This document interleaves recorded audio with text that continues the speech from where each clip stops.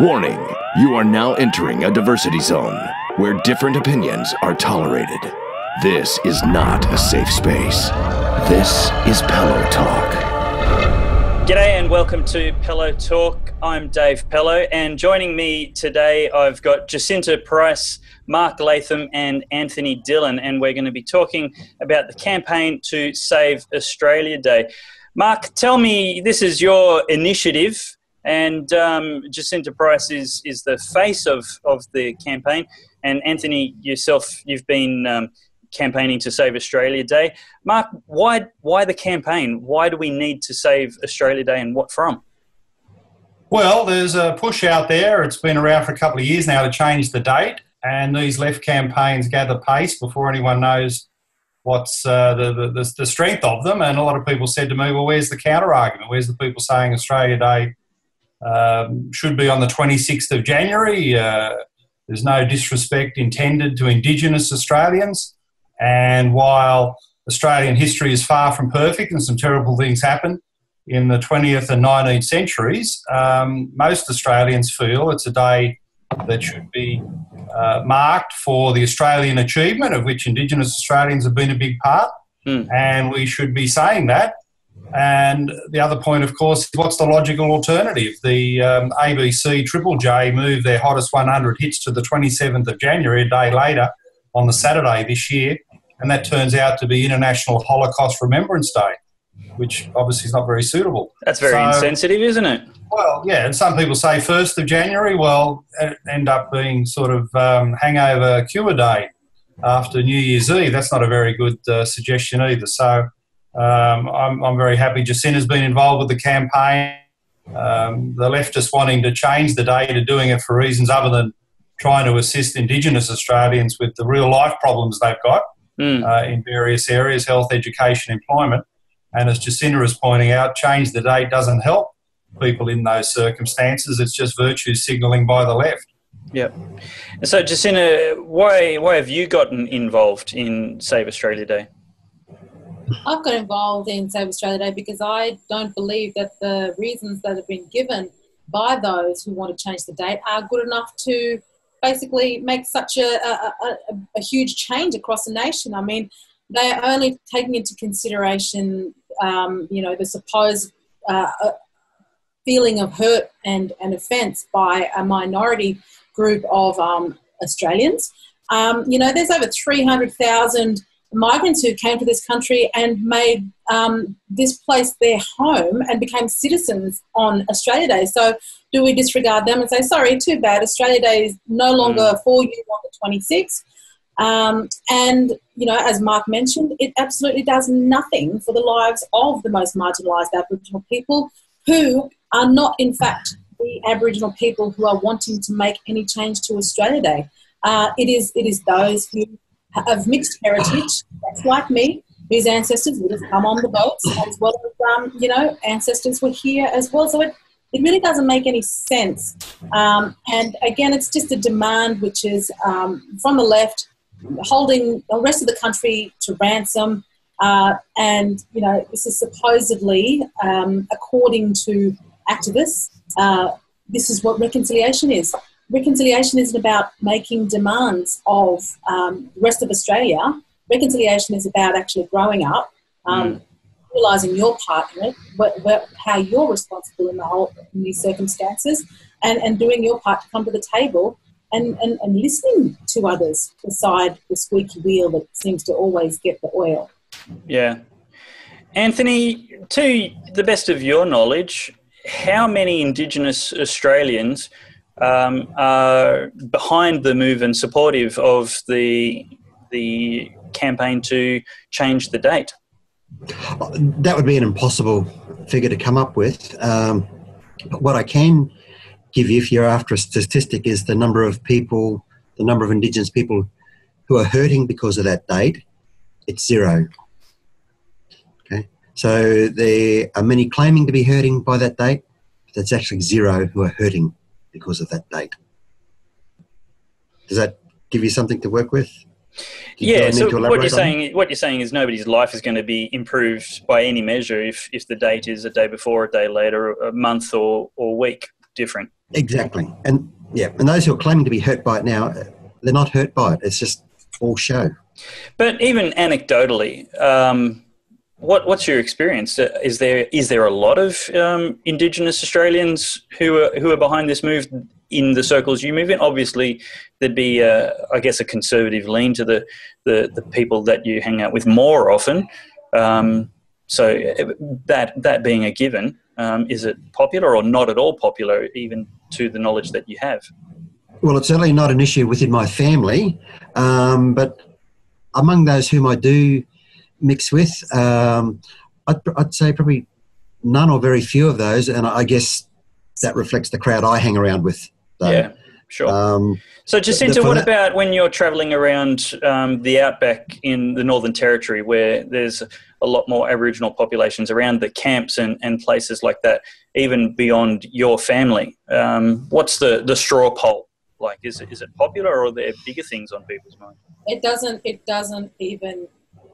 There's not a squeak. There's not a noise. People are not concerned with a date change because there are far more serious issues affecting Aboriginal people. The most marginalised Aboriginal people live in remote Australia, whose first language is not English. Who we're hearing from are those Indigenous people who have access to all the services, who are far more privileged than people living in remote communities whose first language is English. What a privilege it is to not in fact have those sorts of worries that the marginalised people have, that you can create your own worry and want to change the date of Australia Day. You can create your own hurt and your own offence. I mean, it is all a choice that these people are making. And, Aboriginal people in the Northern Territory don't like divisiveness. In fact, that goes for most Territorians. We get on with one another, whether we're black, white, Asian, Greek. Now we're seeing more Indian and African members in our communities. And we tend to want to just get on with the job of improving lives within our communities with one another. And this political divisiveness is poison to us. In the last election that I was voted back into council with, I came in on a landslide number of votes, and that was basically because of the fact that I stood up and said, I will stand for Territory values, and those values include not changing the date of Australia Day, but standing together, united, and not getting stuck in these issues of divisiveness that tend to come from the big cities. Mark, is it just the big cities where the councils have actually voted to abstain from celebrating or change the date of celebrating Australia Day, or are there some regional councils or even remote councils that have got on this Marxist bandwagon? No, they're all inner city councils in Melbourne, also Hobart and Fremantle councils. They're the only ones who've tried to abandon Australia Day. Out in the suburb, where I live in southwest Sydney, the local Australia Day parade down the main street last year had people, 6-7 deep on the footpath, standing in the median strip. It's never been so popular. I think in a world of change and uncertainty, people look to days like Australia Day to say, well, look, the country's not perfect, but geez, we're way ahead of most other nations. Yeah. I want to feel good about being an Australian. I want to feel proud of the Australian achievement. I want to respect the Indigenous circumstances and history, and then people get on with feeling good about being an Australian. And, I really like Anthony's point about who's actually hurt by this. At the end of the day, it's a national public holiday. That's not going to ruin anyone's day in itself. And if you don't want to participate, it's not compulsory. No one is made to go to an Australia Day parade or ceremony. No one is made to have the barbecue, even talk about Australia Day if they don't want to. They want to ignore the day. In a free society, they should be able to. And I really take on what Anthony said. The level of hurt, real meaningful hurt would be zero. Because obviously if you don't like the day, you ignore it, you've got a public holiday and you'll get on with some other aspect of your life. So, but I think for, 98, 95% of the population, whatever the figure is, it's a day of meaning, it's a day of respect, and it's a day of celebrating the fact that Western civilization came here, and, the fact we're talking now, the houses we live in, the jobs we've got, the wealth that's available, the education, the health services in Australia. Like if you think Western civilization's been a disaster, well, I'm sorry, you're in the wrong country. Yeah, absolutely. Jacinta, what? Let's play hypotheticals. What if game? What if the First Fleet never arrived in 1788? What would have happened? I wouldn't be here. It was disastrous. I wouldn't exist. And neither would half the people complaining about changing the date of Australia Day. In fact, probably more than half the people complaining about changing the date of Australia Day, because it'd be a whole different circumstance. We don't know who would have come to our shores. And you know, if you want to consider the powers that were travelling about and colonising other people's countries, well, the British were probably the lesser of the evil groups that were travelling the country at the time. You know, it wasn't just the British who were out and about, you know, trying to take over other people's countries. Yeah, that's right. And I guess in some ways, we should be thankful, and we can't change those circumstances. We really can't. I mean, my great-grandfather's grandfather, Billy Bowe, he was arrested for robbing a soldier of his arms in Ireland. I'm quite proud of him. I like to think of him as, you know, being a patriot who was fighting for his faith and his people. But he was brought over to Australia in the early 1800s, and he didn't come because he wanted to come. He was brought against his will. He was pardoned. But he then began his life here, and then I had my Warrnambool family who were here, you know, who I'm also incredibly proud of. And in 1928, when my grandfather was in his adolescence, we experienced the Coniston massacre, which involved the killing of a hell of a lot of our family, Warrnambool people, and as well as Madjira and Kaurich people. And we held a commemorative ceremony 75 years. Sorry, just to clarify, that massacre that you're talking about, that was Aboriginal versus Aboriginal, no white people involved. No, so that was both. That was both? Okay. That was. So it was the last sanctioned massacre to occur in Australia's history, and it involved white fellas, but it also one of the most treacherous murderers was an Aranda man from the Aranda tribe, known as Paddy Tracker was his name. And he was known so well because he used to do things like tie up Aboriginal women, rape them, and then murder them. And he was very brutal in killing children. And it was, in fact, one of the, it was Constable Murray, the white fellow, who had to pull him up and say, look, you know, stop him from killing Aboriginal kids, Warrnambool kids that way. And there are descendants in Alice Springs of Paddy Tracker, as well as descendants of the other murderers, as well as those of us who were murdered. We're here. I've heard people these stories being told to me by people who were alive, because the frontier for us was much recent. However, when we held this commemorative ceremony, we did it as an act of true reconciliation, as we Warrnambool people would do it, because forgiveness is part of who we are as our culture. And we can't move forward without that. So we said, please come and be with us, commemorate this. We don't blame you for literally what your grandfather did to our people. But we recognised these were tough times. You know, we had our traditional enemies. We would murder them if we could get away with it, and they would murder us. We were human beings. We're still human beings, capable of doing things that human beings did. There's this myth that Aboriginal people were these peaceful spiritual beings hovering above the earth, you know. We're human beings, and we did what the British did to our traditional enemies as well. We had warfare. But it's human history, isn't it? It's human history all over the world, and perhaps more of these activists need to learn about the history of the world, as well as the history of our own country and all its complexities, that it's not just clear-cut black and white, that if we look at the Queensland frontier, an estimated 50,000 Aboriginal people were murdered on that frontier. Around 24,000 of those 50,000 Indigenous people were murdered by native police. Native police were part of this as well, and they didn't have a gun held to their head. They were brought from other tribes, and deliberately, because they knew that if they were going to kill other people, it wouldn't be their own, it would be other tribes who in some cases were regarded less than human.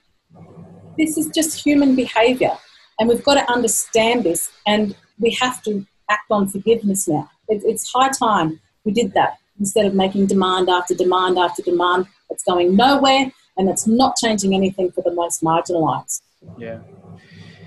Anthony, what is needed practically now for healing the divisions? There's elements of our community, Australia, who insist on focusing on these divisions of race and whatever else there may be.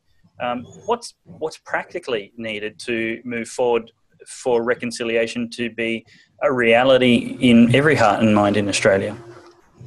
Okay, well, Jacinta summed it up nicely. Forgiveness, so that needs to happen. And parallel with that, a focus and a recognition of the commonalities between Indigenous and non-Indigenous people. The commonalities far outweigh the differences. And so, yes, look, it's fine to acknowledge and work with differences, but only after first recognising the commonalities. That should be the starting point and ending point. And what would some of those commonalities be? Like an idea that I want to do for Australia Day is encourage all the viewers of this video and anybody else really, everybody in Australia should actually share on this wonderful platform we have called social media, the positives about Australia Day coming up this year.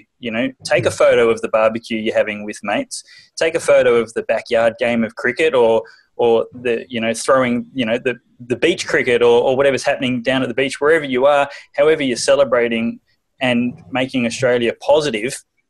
Take a photo of it and share it, and maybe use the hashtag Save Australia Day.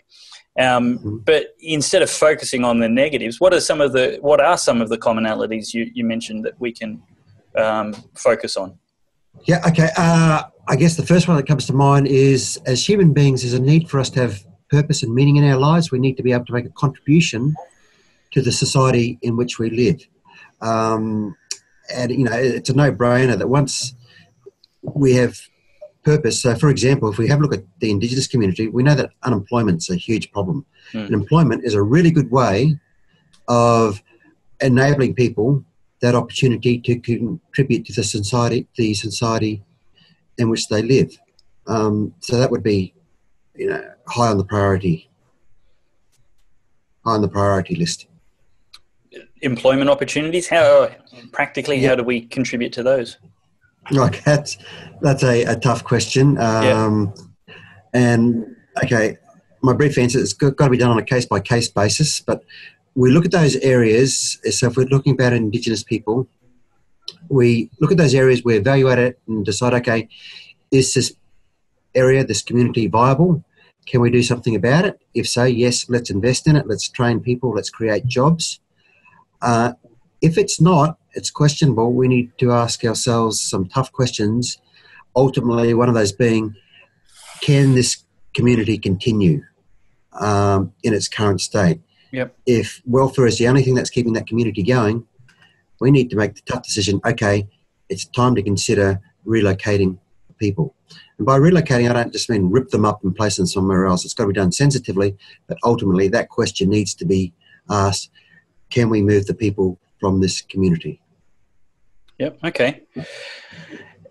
Mark, is it a bit of a fool's errand? Is it an impossible mission to right the wrongs of history? I mean, aren't those things that can never be made right and fixed? Well, history's there to admire in part and to learn from the errors in the other part of it. So there's nothing anyone can do to change it. I mean, there's a leftist fad out there to rewrite history, to tear down statues, to try and pretend that people were of a certain sexuality or inclination in the past. I mean, history is what it is, and the best thing you can do is learn from it. And the main challenge for Australia is to learn from the history of Indigenous, non-Indigenous relations and close the divide. The main divide is not about attitudes. I think we're a very tolerant country. You don't hear racism about Indigenous people anymore. I mix with earthy people, footy games and all that. You just don't hear the things that were said in the 70s. The tolerance and the goodwill is there. It's up to political leadership to take up the sort of thing that Anthony's mentioned, that Australia's a great nation, but you've got to have access to employment. and you've got to have access to good education and health services. And if you're living in a remote area where the only access you've got is welfare, you've got no chance. You know, I remember as a parliamentarian visiting a place in North Queensland called Dillon, and we were there on a parliamentary committee, and I had a look around and said to my colleagues, listen, you could be Bill Gates, you could be the world's smartest and best businessman. I'm telling you, there's no way of making any money out of this place. There's nothing here. It's never going to be a real economy. And if all you've got is welfare, you have got to ask the question, can you move people sensibly and with financial incentives to go to places where you can get a job? That's the meaning of a good, productive life. Get a job, get your kids into education, get them a better job. That's the Australian dream. And we've got to make sure that every single Australian participates in that. And quite frankly, there are parts of the country where it's not possible. And living in squalor and welfare is not a life. And you've got to take on those issues that Anthony has raised. It raises the issue that you guys have mentioned now about relocating people. It raises the issue of what's the right role of government in fixing the things that are wrong. And I want to come back to Jacinta in a minute and talk about child welfare. But talking about communities, you know, it was an issue that was really hot and contentious about what was quote-unquote forced closures of Aboriginal communities. Now, I don't think I'm for forcing people to leave. And I think everybody should have the choice. If they want to live in abject poverty and complete, you know, off-the-grid living in self-sufficiency, I think that's their choice. What I don't think is fair is to make that the taxpayer's problem for one person any more than another. If that's the way you want to live, great. But it's not my job to pay for your electricity or your sewerage or your water. You know, you live how you want to, but if you want services, then you have to come to where the services are provided. Where it's not our obligation to provide it to every remote camp in the most far-flung reaches where there's not a chance they can do it cost efficiently without huge taxpayer investment. What are your thoughts on that tension there, gentlemen, either of you? Look, just one quick comment on that. I think the term closure is a bit misleading, and I think it's more the case of what you've just alluded to, where government are saying, yeah, look, if you want to stay there, that's fine. We're not locking a gate or anything. We're just saying we won't be providing the services of electricity and water and that anymore. Mark, what are your thoughts? Well, I don't know how many people choose to live in abject squalor, but your point about, well, if they want to do it, it's got to be free of taxpayer dollars, well, people would die. You know, I'm sorry, the places in the country where you just can't live, you know, it's not the friendliest country once you get away from the coastal strip. So, you know, the compassionate thing to do is work with communities that aren't viable and talk to leaders and members of the community and see what arrangements that can be made to help people with a better life. And part of that might be an upfront taxpayer investment to help with relocation. You know, I think that's reasonable.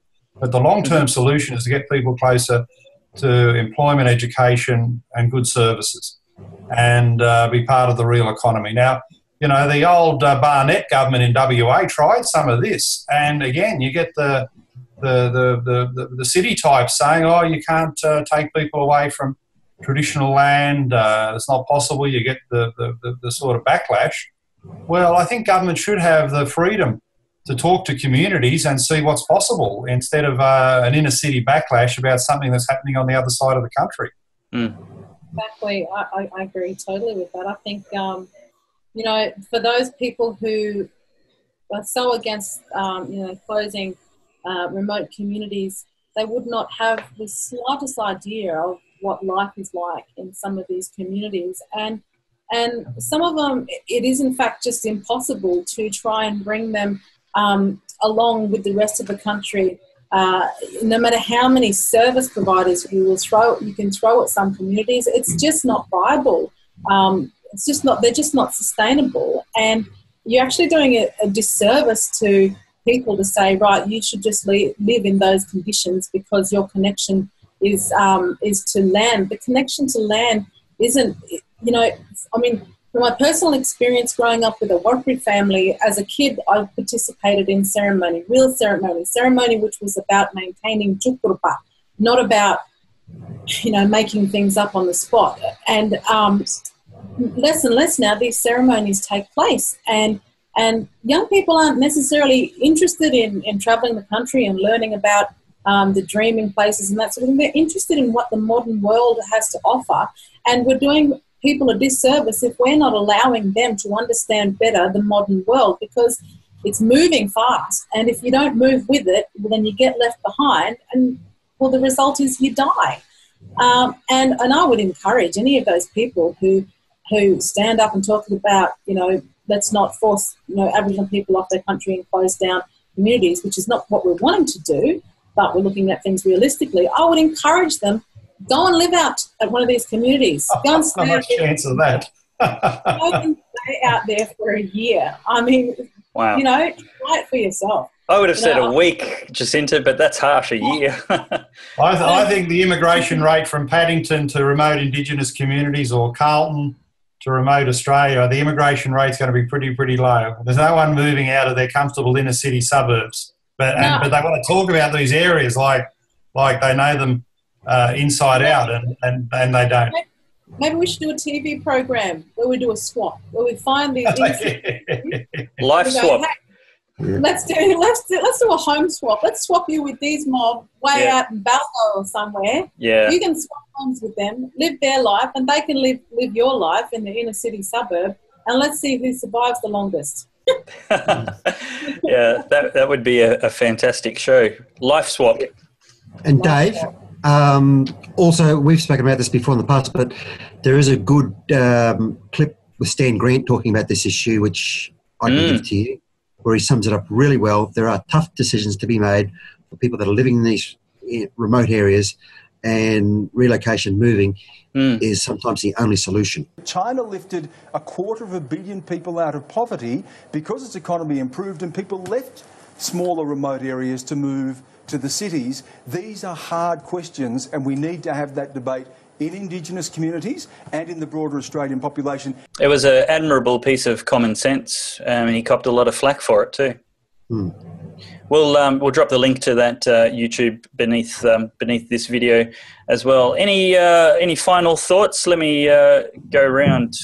Your appeal to the viewers, Mark. How can they act to save Australia Day? Oh, they can help with the advertising campaign. We're seeking donors. If people go to the Mark Latham's Outsiders Facebook page, and Dave, you might want to just cut into the show here, the part of the ad. Mummy, look what I made. Have you shown anyone else this, darling? No, I just made it.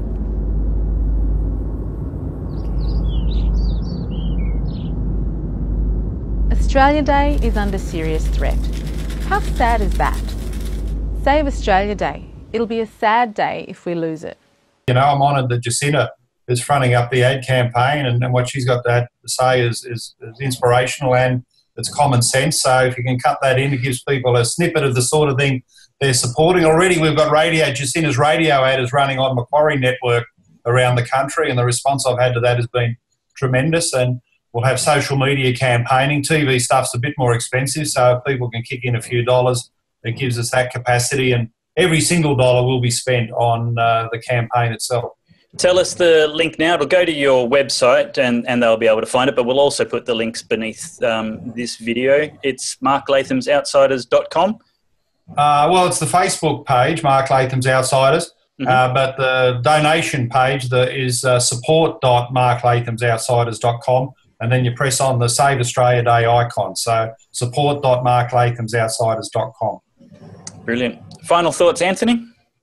Yeah, you'll get some people who say, oh, look, what difference does it make? What have we got to lose by changing the date? And my response to them is, if you change the date, you sort of validate and legitimise people's created suffering. And Jacinta said it perfectly before. People are creating their own suffering. And I said it earlier that no one is suffering because of Australia Day, though they like to pretend that they are suffering. And so if you make a change, people then think, oh, well, you know, I really must have been suffering, or else the government wouldn't have changed the date. True. Anthony, your talents are wasted in politics. You should be running the psychology of the nation. You've got it in one. You've got it in one. Yeah. What a great summary of how it works. Jacinta, final thoughts on this, Jacinta. Oh, look, exactly. Let's stop enabling this victimhood mentality. Our ancestors would be rolling in their graves if they thought we were so petty and so soft as to feel sorry for ourselves, because we are celebrating what a wonderful nation we have on the 26th of January. We weren't around in 1788. We're here now. We're here. Let's work proactively. Let's do it together without this political divisiveness that people seek out continually. Let's work together to keep building on our wonderful nation, and let's learn our history, all of its complexity, and you know, places against any country in the world. We are the best, and that's what we've got to go with. Stop running ourselves down and start having pride in who we are as a nation. Yeah, brilliant. Well said. Beautifully said. Dave, just one other point. You're thinking of a name for this thing. How about this one? Beauty and Three Beasts. So long as Mark doesn't mind being called a beauty. I'm accustomed to being called Beast. That does sound good. You're very kind. Rose between three thorns. And well, so thanks, guys, so much for your input to this conversation. It's great to hear from everybody. And let me just appeal to the viewer. Support the campaign, the Save Australia Day campaign that Mark Latham's organising, and go to his Facebook page and his website, get behind it, share the information with the hashtag Save Australia Day. And this Australia Day, invite a few people around, or go to someone else's place, or even just with your family. Post some photos to social media, and let's celebrate the beautiful, positive things about the great nation that we do have. I do believe it's the best nation in the world, and we're certainly one of the wealthiest and most blessed nations in the world. And the definition of privilege is being born in Australia. So thanks very much, and check out the social media pages of these three guys: Jacinta Price, Anthony Dillon, and Mark Latham. And we'll see you all later. Thank you. Bye.